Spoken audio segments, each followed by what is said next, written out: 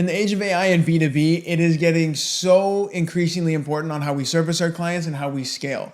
So a lot of that comes down to our actual biz operations, our business operations.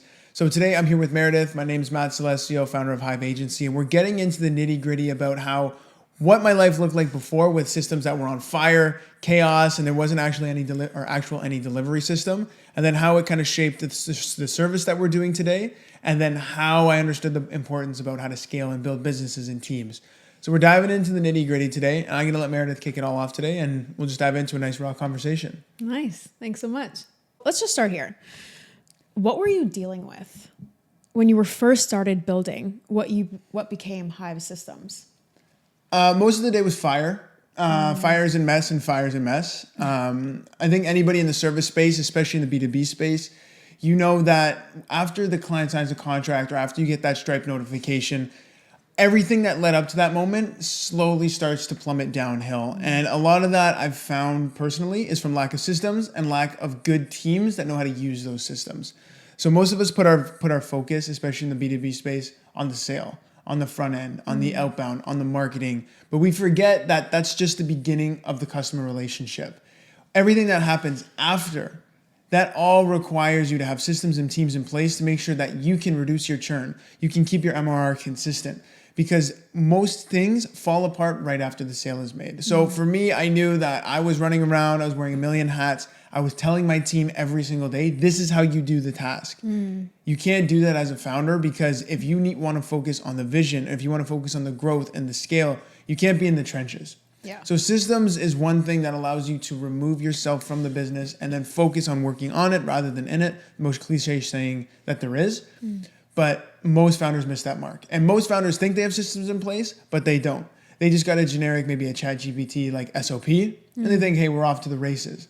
But you need to have tutorials, you need to have video walkthroughs, and you need to have an actual most efficient system in place to make sure when the client does come through the door, you can add in 20, 30, 50 clients at scale, knowing you can just run them through the system. So that's why I knew I was really down bad, but then at the same time I go, okay, now I know how to fix. So it slowly trickled into what it is today. Have you worked with businesses in the past, let's say like in a marketing agency to get your business up and running in your early days? Have you kind of found that you could tell that they didn't have systems in place because they were a little bit scattered? Like how could you tell that? Of course. Yeah. Of course. You can see it in the way that you worked with them. You can see it in the deliverables that they would deliver. You can tell that it was sloppy behind the scenes. I actually have this one friend. She lives here in Toronto. She just started a job at another marketing firm. And you know this person as well.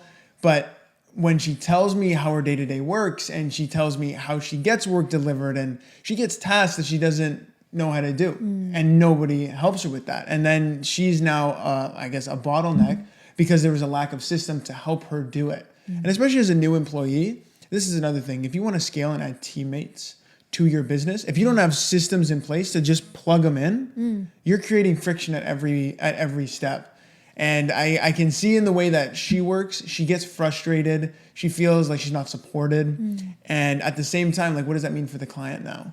Like, if you have a team that's not communicating well or not working like clockwork, what does that mean for the deliverables? What does that mean for scalability? What does that mean for them working with you next month? So it's a matter of understanding how your team gets work delivered, how to deliver things to clients, how to communicate with clients, what are the guidelines. Like, you need to have systems in place because I know firsthand that the work gets worse, the client becomes unhappy, and then everything continues to go downhill. And you wonder why you're not scaling. Yeah, and it also takes more time when things aren't, like the systems aren't in place. That's right. You're totally scattered and takes double or triple the amount of time that it would have taken if you just had all those things in order. Yeah. Kind of nuts. But most people think agency founders build for their clients first, right? Would you say that's true? I would say. Yeah. So what made you focus on building a system that worked for you first instead of your clients? Because I wanted to know that, let's say I turn on the faucet for advertising or promotion or marketing, that let's say I did get like 5 sales in a week or I got 10 new clients in 1 month, that the whole business wouldn't break apart. So yes, we built the offer and the service and whatever it is for the client, but if we got an influx of clients, we have to be able to serve them.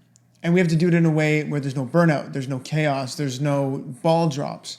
Because most of the time, this again goes right back to what I said, everything is built for before the sale. And then everybody gets the money and they're cool. But I'm a big proponent that like churn happens within the first 90 days of a relationship with a prospect or with a client. So if you can bring in those 10 people, and I thought if I bring in these 10 people and I show them a world-class experience within the first 90 days, number one, they'll stay with us for a long time. Number two, they're going to tell their friends and their business partners about the work that we've done. So I was a big proponent of laying the foundation, putting the systems in place, and making sure that when that influx came, we were ready to hit the ground running. There was no scatter, there was no mess. And as a founder, the last thing I want to do is babysit an entire team. Yeah. So I want to get 10 new clients additional to those 10 clients, and then rinse and repeat the process. But that doesn't happen unless systems are there first. And that's what I was having this conversation with my buddy too. He said, entrepreneurship's a lot like building an engine while it's on and while it's running and while you're driving it. For the most part it is, but do your best to build most of the engine before you turn it on. And most people say, we'll just figure it out as we go. But that's the sloppiest come up. That's the most scattered come up. And I don't like that. I like streamlined things. Yeah, they always say, like, if you want to start a business, find a problem that you solved for yourself first and then scale that, right? Yeah. Because you figured out how to fix it. And that's exactly what other people need from you, your clients. Exactly. That's exactly what you did. I like that. Yeah. So on that same topic, what were some of the first things you systemized and how did that change your day-to-day? I remember you telling me that you were super scattered, that you didn't have time to have lunch, you didn't get to see your friends, you were up till 3 a.m. and you're just like, what am I doing with myself? That everything is super unorganized. So like, how did having all the systems in place really change your like day-to-day, but also your life as an entrepreneur? Yeah, so I'll start with the fact that most of my day felt like I couldn't even answer my friends, like via text. Yeah. So I was always frustrated. I was irritable. I couldn't even give myself 5 minutes to have a conversation with my mom or my friends. So I didn't like how my business was running me, let's to say the least. So I already had workflow tools. I'm a big proponent of Asana. I love it. Most founders, if you're a smart founder, if you're a smart B2B team, you have a workflow tool like that. Monday.com, Trello, Notion, ClickUp, you have it, but you got to use it properly. Most companies, most agencies, most founders, they'll treat these workflow tools like a digital to-do list. That's the worst thing you could do. So for me, I understood that there was repetitive tasks that needed to be done. There was repetitive services that needed to be done. So I templatized it all. I stopped creating tasks manually from every time, or I stopped just like copying and pasting stuff.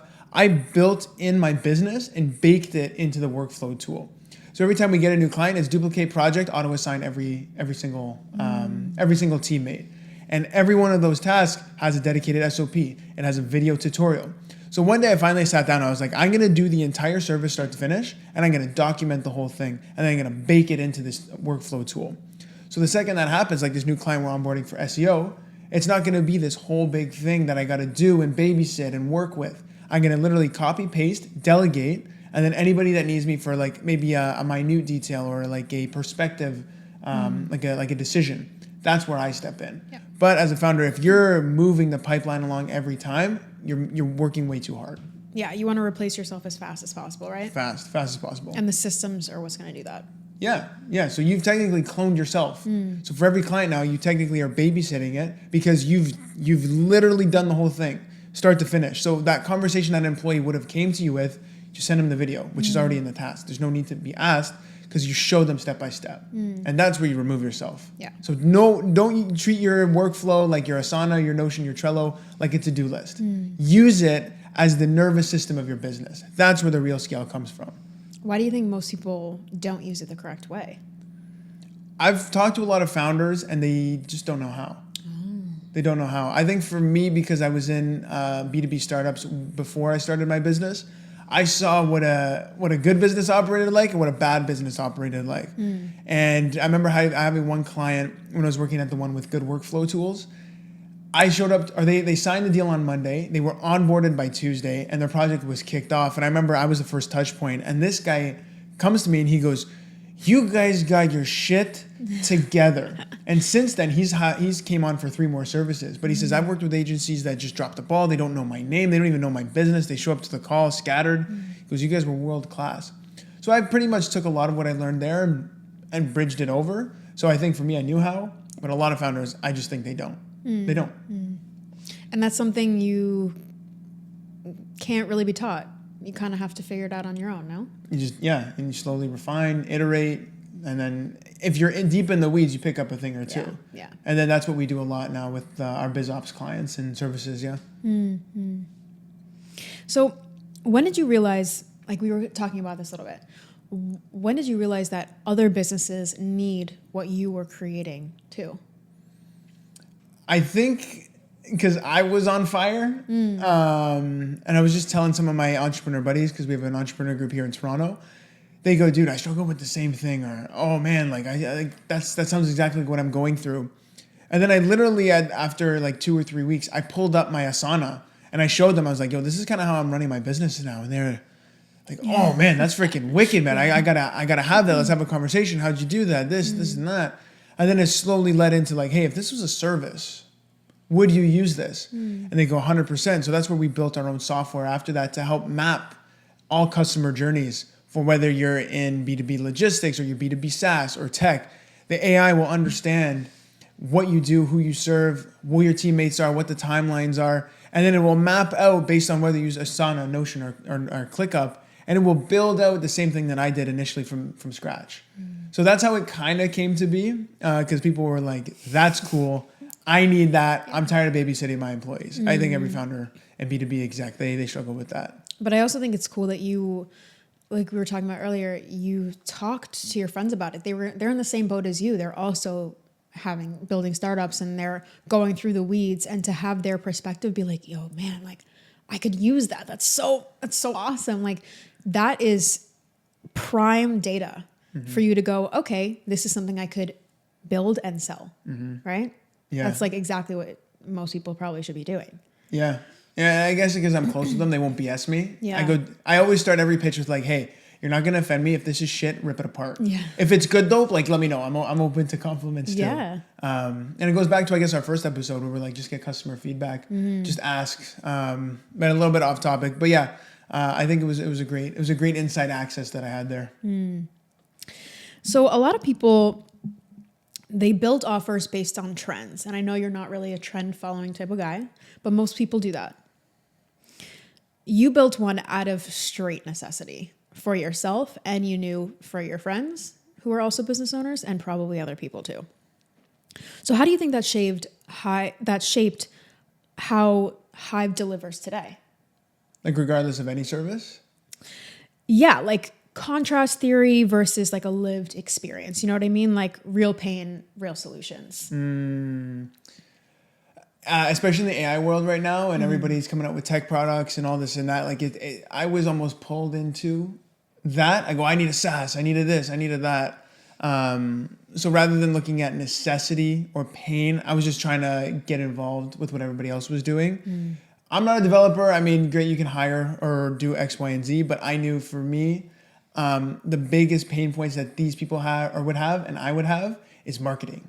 Is marketing those products, is selling those products, is if you're a B2B SaaS, is now using that software to deliver a service for your clients. So I knew for me, that's where I probably wanted to go. Not follow the trend, but do what I'm good at and then solve the pain that I knew these people would struggle with. Because I struggle with it too. I know what it's like to service a client and it all fall apart. I know what it's like to try and market your business to get no pipeline. Like I knew what that was like. So rather than following a trend or building out a SaaS or building out we actually did build out a SaaS, but that was again because it was a long time coming from a lot of our conversations. I didn't follow suit. I said I know what I need to serve. I know how, as a founder, I would like to be supported, and how I could just plug those into other businesses. So that's kind of how we did everything at Hive. So every service, because we do SEO, we do the AI SEO, content marketing, the ops, personal branding. That all had to be tailored to what I knew they struggled with, rather than follow a trend. And I remember you telling me, like, you have some buddies who are really smart and they know exactly what to do for sales, or they know how to run a business, things like that, but they don't exactly know how to speak about it, speak in front of a camera, all these different things. And it can be really jarring for a lot of people. And so to be able to just have to film 1 or 2 hours a month, and have everything ready for the next month or 2 months with your systems in place, I feel like that will ease a lot of business owners' minds to be like, okay, if I hate being in front of the camera, I don't have to do it very much, and it can all just be run for me after that. I feel like that's a really good selling point, but also maybe just sort of a happy thing that fell into your lap because of what you're doing. I guess I even seen them firsthand too. Like they're focused on sales, or they're focused on growth, or they're focused on the software itself. All great. But you can't scale if the service deliverable isn't good and if you don't know how to communicate it. Yeah. You can be sitting on a multi-million-dollar SaaS product, but if nobody knows who you are, what you do, or if you have like one big win, a big contract, and then it falls through because you shit the bed and you couldn't deliver it, you're gonna be stuck forever. So I know that even with SaaS products or tech products or businesses that serve B2B clients, all those things need to be in place for you to scale. So that's why I go, let me push the needle there. And that's kind of how we fell into this industry in itself and actually the services itself too. It's like if you can't give your 30-second elevator pitch, like you're done. You could have the best business idea in the world. Jeff Bezos could have been like a nobody if he didn't know how to speak to people about what he's doing, So communication skills in the world of AI that we live in, like communication skills still are king. So I think you're in the right space. I appreciate it.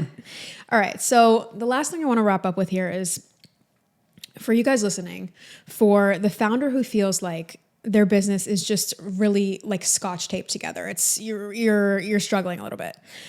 What's the first thing that they should stop winging? Like they should stop doing that. Just like give me one really solid piece of advice there. Scattered entrepreneurship. I'm a fan of that. That's how I started. Exciting. Yeah, everybody goes through it at the beginning. I think one thing to stop winging would be your team. Most people duct tape together freelancers or overseas employees, and they think, all right, we can scale that way. And even if you got good systems in place, if you don't have the people in the right seats or you don't have the right talent that do the right work, you're screwed right from the get-go. And now you are the founder that's going to be doing everything. You don't want that because then you're not going to scale. So I would say stop winging your actual production system. I'm talking specifically B2B here. B2B SaaS, B2B tech, B2B agencies. You need to understand who's good at what they do, how to leverage AI with that person, not replace them completely because, again, you still need a human touch, and then build systems on top of that. And then once you do that, you stop duct taping somebody in the Philippines who just came in on a Fiverr or an Upwork contract versus somebody who's in like the West Coast who actually knows their shit and is getting shit done, but can't do it because this person over here is scattered and broken and not part of a good ecosystem or a good gear or he's like just being like a cog in the wheel. I think for them or for founders who are struggling with that, stop being scattered in the way you build your teams and your systems. Build it out one time properly, invest in it, and then use it to scale. That's what I would do. And for your systems that you've created and you're putting out into market, what are you most excited about? The systems or the services? Yeah, all of it. Honestly, I think working with some cool companies, some really cool companies. That's what I really liked about doing podcasting back with my earlier startup. You met some really cool people doing really cool things and they were really smart. So I think for us, if we're able to market or help them speak about it or communicate it or actually deliver it, we're touching so many different industries, especially in the tech and the B2B space, that I'm excited to who I'm going to meet, who we're going to work with, and then how we're actually going to help them build their businesses. Because some people are coming up with some really cool stuff. One of my first clients was a RevOps SaaS, B2B SaaS, and just hearing him and writing his scripts and doing his content for him, I've learned so much, and it's not even my industry. So I'm excited to see who we work with, how we help them, and then what kind of portfolio we can actually bring to life over the years. So I would say that's what I'm most excited about. I'm excited to see it come out. Right there. Folks, well, I appreciate you tuning in to another episode of Behind the Hive. Thank you, Meredith, for being a great host. We'll see you next time on another episode.